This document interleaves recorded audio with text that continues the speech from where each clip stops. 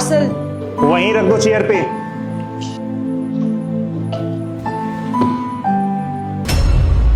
अरे चिया, यहाँ पे ऐसे कैसे हो सकता है? ये क्या हो गया चिया के साथ? एक मिनट।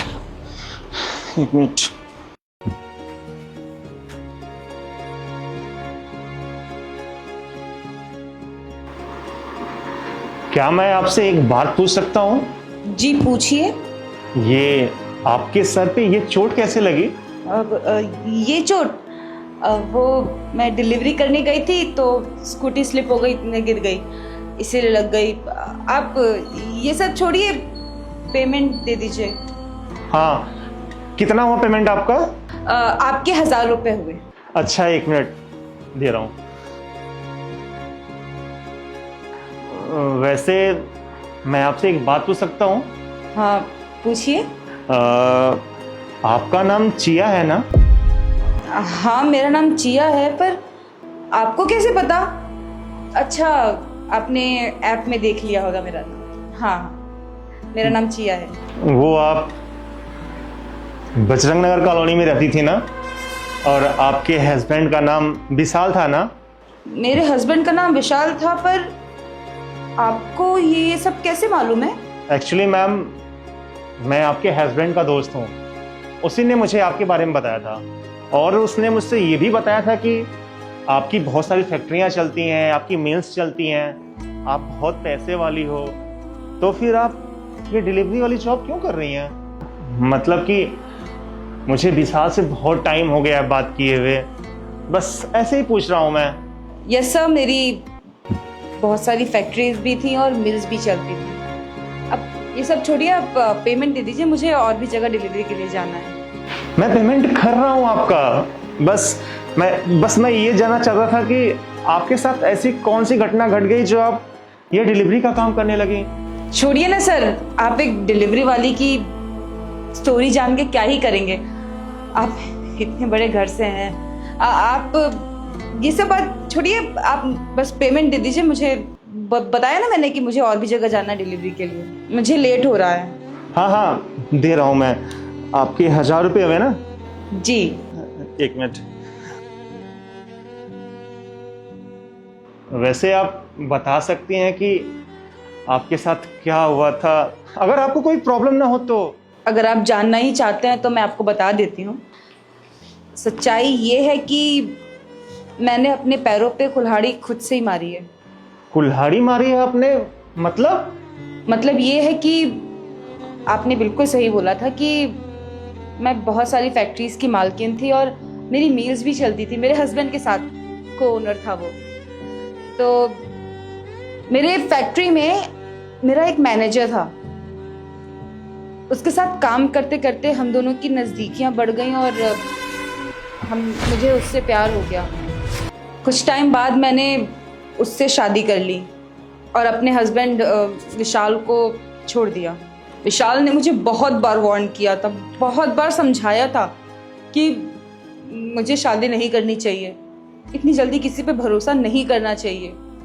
लेकिन मैं प्यार में इतनी अंधी हो गई थी कि मैंने विशाल की एक बात भी नहीं सुनी। इवन विशाल ने तो मुझे ये भी बताया था कि जिस लड़के से मैं शादी कर रही हूँ, जिससे मैं प्यार कर रही हूँ, जिसपे मैं इतना अंधा भरोसा कर रही हूँ, वो मुझसे प्यार नहीं करता, वो मेरे पैसों से प्यार करता था।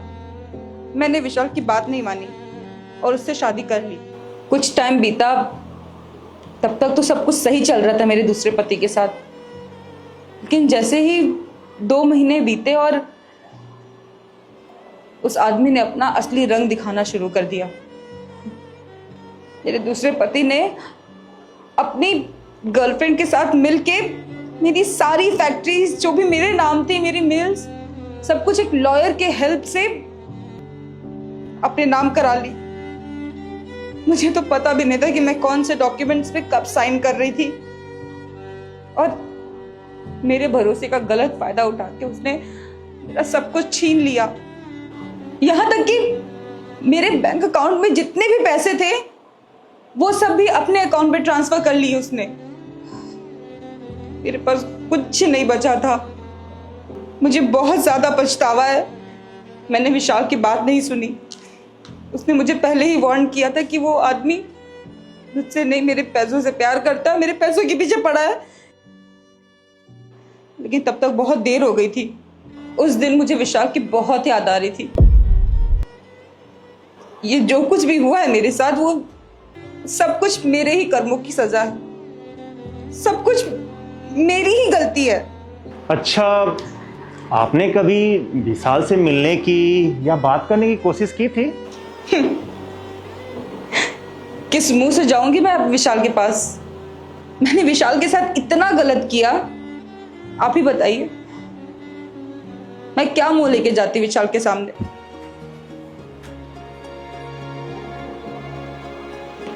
मेरे अंदर हिम्मत नहीं थी कि मैं विशाल को फेस कर सकूं।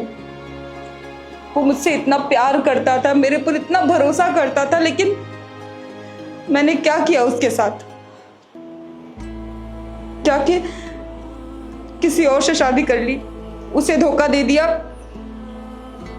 मेरे अंदर हिम्मत नहीं थी कि मैं विशाल के सामने जाती और अपना दुख उसको बताती या फिर कुछ भी बताती मैं अपने बारे में उससे। कभी नहीं। अब तक तो विशाल को एक नई जीवन साथी मिल गई होगी, वो अपने लाइफ में खुश होगा, और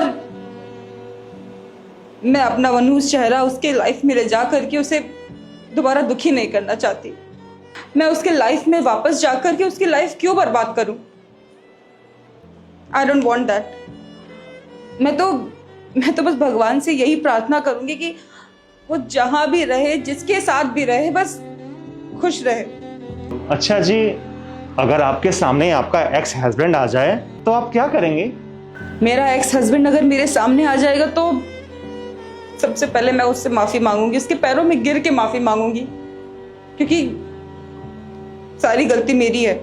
उसने तो मुझे वार्न भी किया था। मैं उससे माफी मांगने के अलावा और कुछ नहीं बोल सकती। एक ना एक दिन मैं हिम्मत जुटा करके उसके सामने जाकर के उससे माफी जरूर मांगूंगी, भले ही वो मुझे माफ करे या ना करे, मैं माफी मांगूंगी। लो,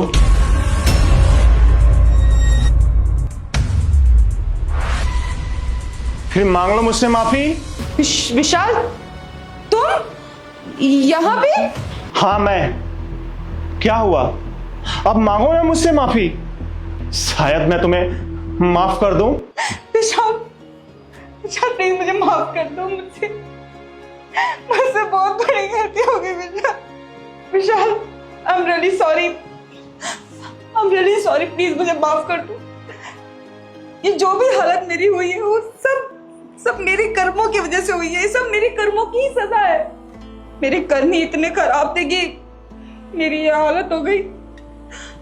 प्लीज विशाल मुझे माफ कर दो, प्लीज मुझे माफ कर दो। और मैं माफी मांगने के अलावा और तुमसे कुछ कह भी नहीं सकती।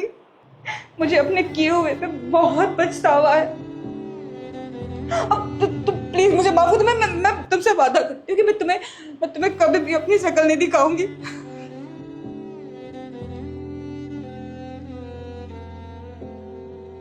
माफ तो मैं तुम्हें कर दूंगा, पर मेरी एक शर्त है। शर्त ये है कि तुमको मुझसे शादी करनी पड़ेगी। जैसे तुमने अभी कहा कि मुझे अपने किए हुए पे पछतावा है, और मुझे दिख भी रहा है तुम्हें सच में बहुत पछतावा है, तो मुझे तुमसे शादी करने में कोई प्रॉब्लम नहीं है। बोलो, करोगी मुझसे शादी? क्या तुम मुझसे शादी करना चाहते हो?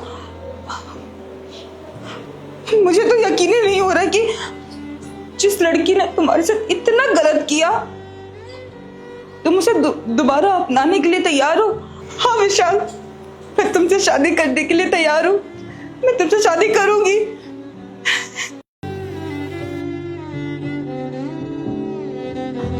सच में?